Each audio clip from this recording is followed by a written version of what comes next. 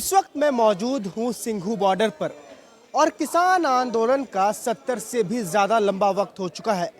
और जब आप 26 जनवरी के बाद सिंघू बॉर्डर आएंगे तो आपको कुछ ऐसा ही एहसास होगा जो या तो आपको वादी कश्मीर में होता है या फिर इंडो पाक बॉर्डर पर। क्योंकि चाहे सिंघू बॉर्डर हो, टिकरी बॉर्डर हो, गाजीपुर बॉर्डर हो, वहाँ पर ऐसी सख्त बैरिकेडिंग, सड़कों पर कील और ऐसे क्रॉस वायर लगाए गए हैं जिसे पार कर पाना शायद ही किसी इंसान के लिए मुमकिन है। संदेश साफ है कि दिल्ली के लोग किसी भी तरह इस आंदोलन में शरीक न हो सके और ये किसान फिर किसी भी तरीके से दिल्ली नहीं जा सके। इस वक्त मेरे साथ सोनीपत बार एसोसिएशन के कुछ वकील शामिल हैं जिन्होंने साफ तौर पर मन से कह दिया कि चाहे पुलिस हो, प्रशासन हो, सरकार हो, के मंत्री हो, संतरी हो, अगर किसानों को वो लोग सताते हैं तो सोनीपत बार एसोसिएशन के हर वकील उनके साथ कंधे से कंधा मिलाकर खड़ा है। सर, फर्स्ट ऑफ ऑल आप अपना नाम बताएं और ये बताएं कि आप लोग यहाँ पर आए हैं, क्या संदेश देना चाहते हैं? मैं Narendra Balara, advocate, Sonipat bar association. हम किसानों को ये संदेश देने आए हैं कि इस लड़ाई में हम इनके बिल्कुल साथ खड़े हैं। ये जो काले कानून सरकार ने बनाए हैं ये बिल्कुल पूरी तरह से किसान विरोधी हैं। किसान का सत्यानाश है, एक तरह से पूरी तरह से इससे पूरे देश का किसान खात्मे की तरफ है। किसानों के लिए अगर सरकार को थोड़ी सी भी हमदर्दी है तो ये तुरंत प्रभाव से ये कानून वापस ले लेना चाहिए। अगर किसानों के लिए ये कानून सरकार वापस नहीं लेती तो हम ये समझेंगे सरकार की मंशा जो है वो हमारे देश के खिलाफ है। असल में देशद्रोही सरकार हम इसको मानेंगे, कहेंगे देशद्रोही सरकार। और हम किसानों के पूरी तरह से साथ हैं। हमने इन काले कानूनों को पूरी तरह से पढ़ लिया है। इसमें जो दिया है पूरी तरह से पूंजीवाद को बढ़ावा देने के लिए और कुछ बिजनेसमैन को फायदा पहुंचाने के लिए कानून बनाए हैं, किसान के लिए कतई नहीं बनाए गए हैं। कल हरियाणा के हेल्थ मिनिस्टर अनिल विज ने कहा कि किसानों को चक्का जाम करने की कोई ज़रूरत नहीं है, अंतर्राष्ट्रीय मुद्दे भी बातचीत से हल किए जा सकते हैं। तो ये भी मुद्दा हल किया जा सकता है। 11वें दौर की बैठक हो चुकी है, सारा बैठक सिफर यानी नाकामयाब रहा है। अब जब सरकार ही बातचीत करने के लिए मेज़ पर नहीं आ रही है तो किसान कहाँ जाएं, क्या करें किसान? इस अनिल विज के इस बयान में पूरी तरह से उसकी और सरकार की बेशर्मी की बू आती है।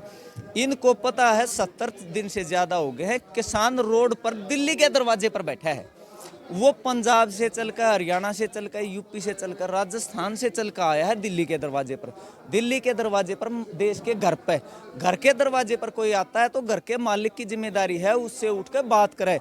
अब ये किस बात की वेट में है कि कोई इनके और बातचीत के लिए आओ? किसान तो आए हुए हैं, आओ खुले मंच पर बात करो।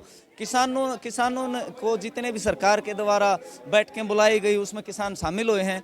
सरकार एक षड्यंत्र के तहत किसानों के खिलाफ ये काले कानून लागू कराने पर तुली हुई है और ऐसा सरकार को बिल्कुल नहीं करना चाहिए। अनिल विज ने भी सोच समझ कर बयान देना चाहिए। जब हर आदमी कॉन्स्टिट्यूशन के दायरे में है, उसके अपने अधिकार हैं, तो अधिकारों के तहत कहीं भी अपनी लड़ाई लड़ सकता है। वो सब जुडिशरी में भी लड़ सकता है, वो किसी भी अधिकारी के समक्ष भी जा सकता है, अपने प्रधानमंत्री के भी समक्ष जा सकता है। सवाल मैं पूछना चाहूँगा, आप लोग वकील हैं, आप लोग इतने पढ़े लिखे हैं, लॉ को इतने अच्छे से रीड करते हैं। हमारे देश के आईटी मंत्री रविशंकर प्रसाद, उन्होंने भी वकालत कर रखी है।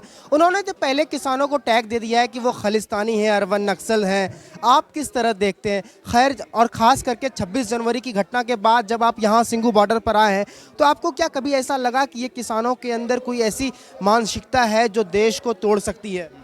देखो, अगर इस तरह का बयान रविशंकर प्रसाद जी ने दिया है तो वो बिल्कुल गैर जिम्मेदार हैं। उन्होंने उसको अपनी परिधि में रहते हुए कोई बयान देना चाहिए था, क्योंकि अगर उसका कोई बयान जग जाहिर हो तो वो पूरे इंडिया लेवल पर नहीं पूरे विश्व में जा है इसकी छाप, क्योंकि वो कानून मंत्री हैं। और किसके खिलाफ बयान दे रहे हैं ये भी उन्होंने सोच समझ कर बयान देना चाहिए।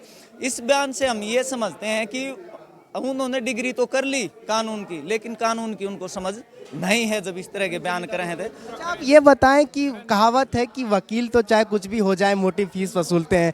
आप लोगों ने कब फैसला कर लिया कि किसानों, चाहे जितने भी किसान होंगे, सबके फ्री में आप लोग केस लड़ेंगे? हमने आज अपनी एक लिस्ट यहाँ दी है 15 वकीलों की, सोनीपत बार एसोसिएशन की तरफ से, जिसमें हमने स्पष्ट तौर से कहा है कि कोई भी किसानों की किसी भी तरह की समस्या होगी तो किसी भी समय आकर हमारे से संपर्क कर सकते हैं, फ़ोन कर सकते हैं। हम हमेशा उनके लिए उपलब्ध रहेंगे। हमने ये फैसला शुरू से ही कर लिया था। हम 4 दिसंबर को भी यहाँ अपना प्रेजेंटेशन यहाँ देने के लिए आए थे, किसानों के समर्थन में आए थे। हमने तब भी कहा था कि हम किसानों के बिल्कुल साथ खड़े हैं और आगे भी रहेंगे, कोई घबराने वाली बात नहीं। हम आज भी हमने अपने मन से, हमारे जो रिप्रेजेंटेटिव हैं उन्होंने स्पष्ट तौर से कहा कि हम जो है ना हर तरह से अपने किसानों के लिए बिल्कुल पूरी तरह से तैयार हैं। इसमें कोई भी है ना दो राय नहीं है। आखिरी सवाल मैं पूछना चाहता हूं कि चलिए किसानों का तो आप लोग केस फ्री में लड़ लेंगे, हम पत्रकारों का क्या? जब पिछले कुछ दिनों पहले मनदीप पुनिया हो, धर्मेंद्र सिंह हो, उन्हें इसी सिंघू बॉर्डर से उठाकर जेल में ले गया, और वो सिर्फ इस इल्ज़ाम में कि वो पुलिस को अपने काम से रोक रहे थे। आप सर ये बताएं कि वकील जो है, हम पत्रकार जो है, हम पे जो अलग अलग सेडिशन चार्ज लगाए जा रहे हैं, क्या करें हम? हमारे देश के जो पत्रकार हैं काम करने से रोका जा रहा है, बैरिकेडिंग लगा दी गई है, सख्त पहरेदारी है, हम लोग रिपोर्ट कैसे करें? आप लोग एक वकील हैं, ये बताएं कि क्या आप लोग भी पत्रकारों के साथ कंधा से कंधा मिलाकर खड़े हैं? पत्रकार बंधु भी सभी हमारे भाई हैं जो निष्पक्ष पत्रकारिता करते हैं, किसी राजनीतिक दल विशेष के फेवर में नहीं चलते। आम जन की पुकार, आम जन की सच्ची खबर जन जन तक पहुंचाते हैं, उनके साथ कंधे से कंधा मिला के खड़े हैं। पुनिया साहब का केस भी फ्री में लड़ा जा रहा है, वो हमारे वकील भाई ही लड़ रहे हैं, और हम हर निर्भीक, निष्पक्ष और सच्चे पत्रकार के साथ हैं, मीडिया के साथ हैं।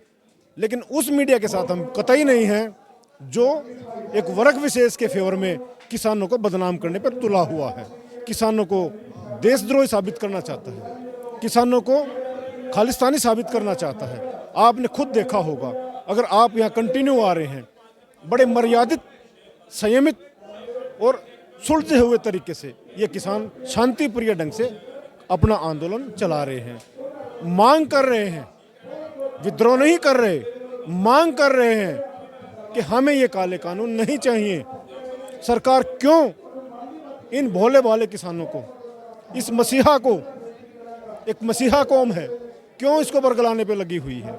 कुछ कॉरपोरेट हाउस को ऊपर बढ़ाने के लिए, कॉरपोरेट हाउस भी हमारे देश की शान है, परंतु ऐसे नहीं कि हम किसानों को खत्म करके अपने व्यापार को आगे बढ़ाएं। आखिरी सवाल ये पूछना चाहता हूँ कि जो बैरिकेडिंग लगी गई, इससे अब दुनिया भर में एक अलग छवि गई, दुनिया के तमाम बड़े बड़े सेलिब्रिटी अब इस किसान आंदोलन को लेकर खुलकर बातचीत करने के लिए सोशल मीडिया पर तैयार हैं। सरकार के एक्सटर्नल अफेयर्स ने भी ये कहा है कि हमारे देश की सॉवरेनिटी की बात है, इस पर दूसरे देश को कहने का कोई अधिकार नहीं है जब तक वो अच्छे से जान नहीं जाते हैं। आप लोग क्या समझते हैं कि इस ऐसे मुद्दे पर दुनिया के किसी भी दूसरे लोगों को टिप्पणी करने की इजाज़त है या उन्हें करना चाहिए? क्या लॉ इसकी इजाज़त देती है? वैसे तो हमारे ये देश का आंतरिक मामला है, लेकिन हमारे देश की जो स्थिति है, आज जो हालात हैं, उस हालात के बारे में पूरा विश्व जान चुका है। जो एक्टिविस्ट, जो हमारे किसानों के समर्थन में जो बयान दे रहे हैं, वो बिल्कुल सही दे रहे हैं, और इससे जो है ना हमारे इस आंदोलन को और ज़्यादा मजबूती मिलेगी। हम आपके चैनल के माध्यम से ये मोदी सरकार को ये संदेश देना चाहते हैं, ये मांग करना चाहते हैं कि इस आंदोलन को जल्द से जल्द समाप्त किया जाए, किसानों की सुनवाई की जाए, जल्दी से गतिरोध दूर हो, ताकि देश आगे बढ़ सके, देश का सही ढंग से विकास हो सके। सभी को रोजगार, सभी का विकास होना बहुत ही जरूरी है। थैंक्स। और आखिरी में ये बताकर चलें कि आप लोग तब तक किसानों का कब तक आप लोग लड़ते रहेंगे जब तक जिन्हों कानून वापस नहीं हो जाते हैं? मैं ये सवाल पूछना चाहता हूँ, तकरीबन 100 से ज़्यादा किसानों का भी कोई खोज खबर नहीं है, उन्हें लापता के तौर पर देखा जा रहा है, क्या कहना चाहेंगे? ये इस बारे में जिम्मेदारी बिल्कुल सरकार की है। अगर किसान आंदोलन में किसी आदमी की गिरफ्तारी हुई है या कोई आदमी गुम हुआ है तो उसकी जिम्मेदारी सरकार की है कि उसकी खोज करे और सही तथ्य और सही फैक्ट जनता के सामने लावे। दूसरी बात ये है, जो आंदोलन ये लगातार चल रहा है हम उसके साथ पूरी तरह से साथ हैं, आखिर तक साथ रहेंगे। इस मूवमेंट को किसानों के हक में कामयाब बनाने के लिए हम वकील साथी भी जहां भी जिस भी तरह से सहयोग होगा दे करके कामयाब बनाएंगे। और इसके साथ हम अपने पत्रकार साथियों को भी ये कहना चाहूँ जो निष्पक्ष पत्रकारिता करते हैं कि हम आपके भी साथ पूरी तरह से हैं। अगर फ्यूचर में सरकार की निरंकुशतावादी सोच के कारण किसी भी हमारे पत्रकार भाई को भी कोई दिक्कत आओ तो हम उसके साथ भी हैं। समाज के हर वर्ग के साथ, पत्रकार और किसान ही नहीं, समाज के हर वर्ग के साथ हम खड़े हैं।